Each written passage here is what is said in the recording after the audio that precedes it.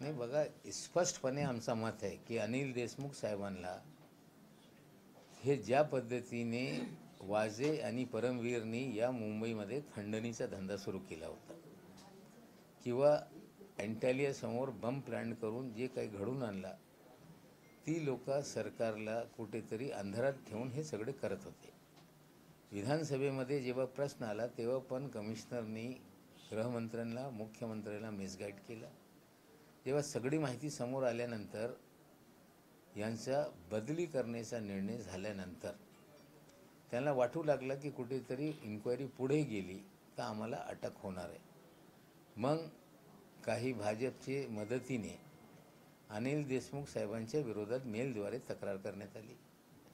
हे झाल्यानंतर काही वकील CBIच्या माध्यमातून करा, असा FIR करा, अशी भूमिका तो लोकांनी घेतली. मग CBIनी त्याचा FIR दाखल करून घेतला दिल्लीमध्ये आणि FIR दाखल झाल्यानंतर अनिल देशमुख साहेबांना अडचणीत आणण्याचा राजकीय डाव झालेला आहे. म्हणजे यंत्रणेचा दुरुपयोग करून जे अधिकारी भ्रष्ट आहे, ज्यांच्या विरोधात गुन्हा दाखल झालेला आहे, त्यांनी आरोप केल्यानंतर त्यांना अटक झालेली आहे. हे काल पवार साहेबांनी स्पष्ट सांगितलेलं आहे. तुम्ही कितीही आम्हाला त्रास द्या, जे काही तुम्ही करताय त्याचे आम्ही उत्तर देऊ. देशमुख साहेबांना कुठेतरी गुंतवण्यात आलेलं आहे, फर्जीवाडा आहे तिकडे. आणि निश्चित रूपाने शेवटी न्यायालयात हा प्रकरण असताना आम्हाला संपूर्णपणे खात्री आहे की हे सगळं जे सत्य आहे ते समोर येईल.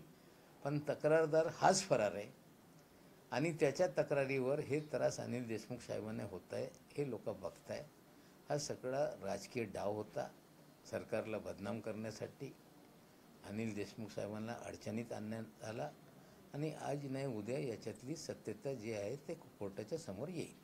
लेकिन जैसे परमवीर सिंह के जो एप्लीकेशंस थी उसके ये जयश्री पाटिल परमवीर की ही कंप्लेंट पे जयश्री पाटिल ने इसको पुलिस स्टेशन में कंप्लेंट की थी. जो सारी गैंग है, जो जयश्री पाटिल हो और उनके और कोई साथी हो, देवेंद्र फडणवीस हो, ये बहुत सारे मामले में ये गैंग अलग अलग मामलों में सामने है. एक सोची समझी साजिश के तहत अनिल देशमुख जी को परेशान किया गया है, उन्हें फंसाया गया है, सरकारी एजेंसी का दुरुपयोग हुआ है, राजनीतिक उद्देश्य से राजनीतिक दलों के द्वारा ये सारा खेल किया गया है. लेकिन इसका हिसाब किताब किया जाएगा. चलिए, आपने जो गैंग बताई है कौन-कौन ठीक है, सारे गैंग के किरदार अन्य केसों में देखेंगे तो चेहरे सामने आ जाएंगे. सर, परमवीर को कोर्ट जिस तरह से भगौड़ा है, ढूंढेंगे हम. महाराष्ट्र में होगा तो तुरंत पकड़ेंगे. लेकिन हम अमित शाह जी से, केंद्रीय गृह मंत्रालय से मांग करते हैं कि तत्काल भगौड़ा कमिश्नर है जिसे कोर्ट ने भगौड़ा घोषित किया, आप ढूंढें और हमारे सुपुर्द करें. सर, आपने एक अभी आरोप लगाया समीर वानखेड़े की जो पहली पत्नी थी, उनके भाई को ड्रग्स प्लांट करके फंसाने की धमकी दी गई. जब भी आपने ये धमकी नहीं दिया गया, उन्हें फ्रेम किया गया है. आज नहीं कल वो सारा फर्जीवाड़ा भी सामने आएगा. एक अलग सवाल है, जिस तरह से सलमान खान को लेकर राज्य सरकार ने हेल्थ डिपार्टमेंट ने फैसला लिया है मुस्लिम लेने के लिए ये आया था. समीर दाऊद वानखेड़े का फर्जीवाड़ा धीरे धीरे सामने आ रहा है. एक IPS अधिकारी जो समीर वानखेड़े के पड़ोसी थे, जिनको लेके कुछ उनकी अनबन हो गई और उनके लड़के को 27A में फंसाने का काम किया गया. जो लड़के की बेल एप्लीकेशन फाइल की गई है उसमें कहा गया है कि कोई भी NCB का अधिकारी घर में नहीं आया, घर से बच्चे को बुलाकर ले गए और फर्जी मामला बनाकर 27A में गिरफ्तार कर लिया गया. जिस लड़के को फंसाया गया उसके पिताजी भी IPS अधिकारी हैं. पड़ोसी से अनबन हो तो जेल में डालने का खेल जो इनका है, जो फर्जीवाड़ा है, ये खुलने लगा. और एक अधिक जानकारी दे रहा हूँ कि जिस लड़की को इन्होंने डिवोर्स दिया था, वानखेड़े को डर लग रहा था कि लड़की हमारे खिलाफ कभी भी खड़ी होगी, उनके चचाजाद भाई को एक पेडलर के जरिए उसके यहाँ पे ड्रग रखवा दिया और राज्य सरकार की एजेंसी जो है एएनसी उससे उसे गिरफ्तार करवाने का काम किया है।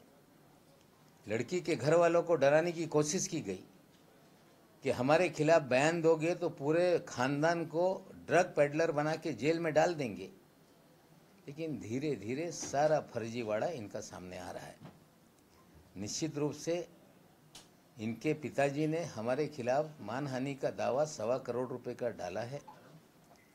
उसमें इन्होंने मांग की है कि नवाब मलिक को ट्वीट करने से, मीडिया में बात करने से रोका जाए। इंटरिम रिलीफ मांगी है। मेन जो पिटीशन है उस पर सुनवाई बाद में होगी।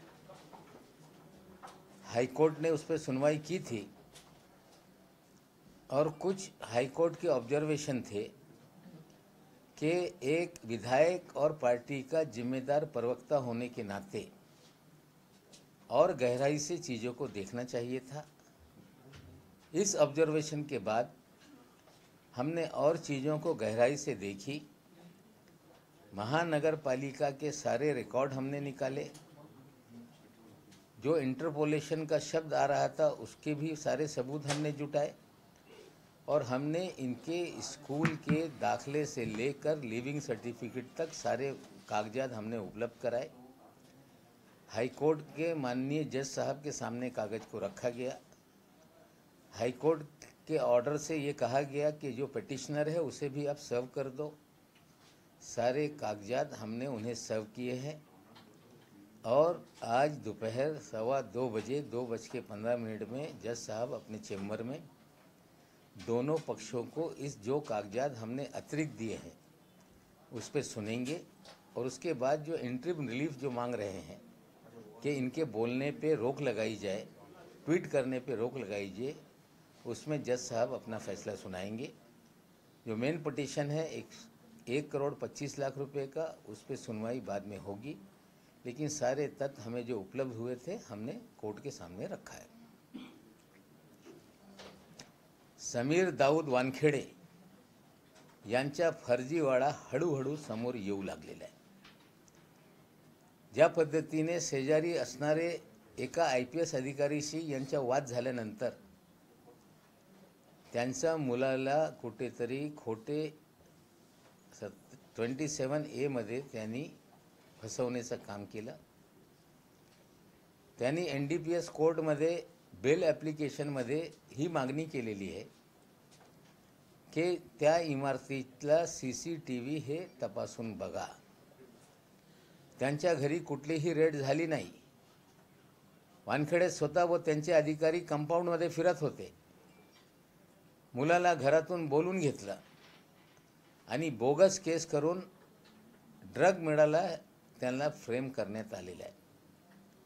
त्या व्यतिरिक्त आणखीन एक गंभीर विषय आहे की ज्या मुलीला यांनी पहिलं लग्न करून डिवोर्स दिला होता, वाद निर्माण झाल्यानंतर ती मुलगी कुठेतरी समोर येऊन लोकांसमोर सगळं यांचा भंडाफोड करेल या भीतीपोटी एका ड्रग पेडलरच्या माध्यमातून त्यांचा जो कझिन ब्रदर आहे, कझिन भाऊ आहे, त्याच्यावर एक पेडलरच्या माध्यमातून त्यांच्याकडे हे ड्रग ठेवण्यात आला। मग जे राज्य सरकारची एजन्सी ANC त्यांच्या माध्यमातून अटक करण्याचा त्यांनी कट कारस्थान रचला। आजही तो पोरगा त्या मुलीचा जो यांची पहिली पत्नी आहे त्याचा कझिन ब्रदर अजून तो तुरुंगात आहे आणि त्याला अडकवल्यानंतर त्या कुटुंबियाला धमकी देत होते वानखेडे, जर माझ्यासाठी तुम्ही समोर आले संपूर्ण कुटुंबाला मी ड्रगच्या केसमध्ये तुरुंगात टाकणार, सुटू देणार नाही, या प्रकारे आतंक यांनी निर्माण केला होता। हळूहळू यांचा फर्जीवाडा हे जे मुंबईत करत होते ते समोर येऊ लागलेलं आहे। दुसरा विषय असा आहे की यांच्या वडिलांनी हायकोर्टामध्ये 1,25,00,000 रुपयाची मानहानीचा दावा माझ्या विरोधात दाखल केला होता। त्याच्यात सुनवाई झाली। सुनवाई दरम्यान जज साहेबांनी ऑब्जर्वेशन केला होता की एक आमदार असताना, एक पक्षाच्या प्रवक्ता असताना सखोल आणखीन याच्यात कुठेतरी बघितलं पाहिजे होता. हे ऑब्झर्वेशन आल्यानंतर आम्ही सगळं महानगरपालिकेचे जे दस्तावेज आहे ते तपास केला. पत्रद्वारा ते सगळे माहिती काढली, सर्टिफाईड कॉपी घेतली. त्याचबरोबर शाळेचा यांचा दाखला, ॲडमिशन फॉर्म, लिव्हिंग सर्टिफिकेट, सगळे जे काही दस्तावेज आहेत ते आम्ही उपलब्ध करून घेतलेले आहे. आणि ते परवा जज साहेबांच्या समोर आम्ही ठेवल्यानंतर पुन्हा उद्या कालच सकाळी आम्ही ते जज साहेबांकडे ॲफिडेव्हिटद्वारे सादर केला होता. जज साहेबांनी सांगितलं की आपण हे जे पेटिशनर आहे त्यांना सर्व करा आणि आज दुपारी 2:15 हे चेंबरमध्ये सुनावणीची तारीख देण्यात आली. निश्चित रूपाने जे पुरावे आमच्याकडे आहे आम्ही कोर्टासमोर सादर करतो. जे इंटरिम रिलीफ त्यांनी मागितलेलं आहे की नवाब मलिकच्या बोलण्यावर कुठेतरी बंधनं घाला, ट्विट करण्यावर बंधनं घाला, त्याच्यावर सुनवाई आज पुन्हा होणार आहे. मग त्याच्यावर आदेश येईल. जे मेन पिटिशन आहे त्याच्यावर नंतर सुनावणी होणार आहे. जे सगळे आमच्याकडे दस्तावेज होते ते आम्ही मान्य न्यायालयासमोर सादर केलेले आहे. सर, कल जो है समीर वानखेड़े की बहन ने और उनकी जो पत्नी है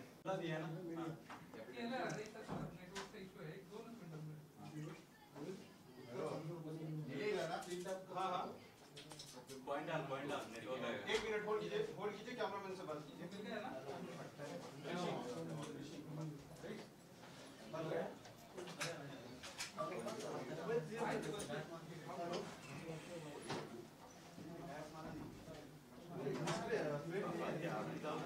हाँ भाई, एक मिनट.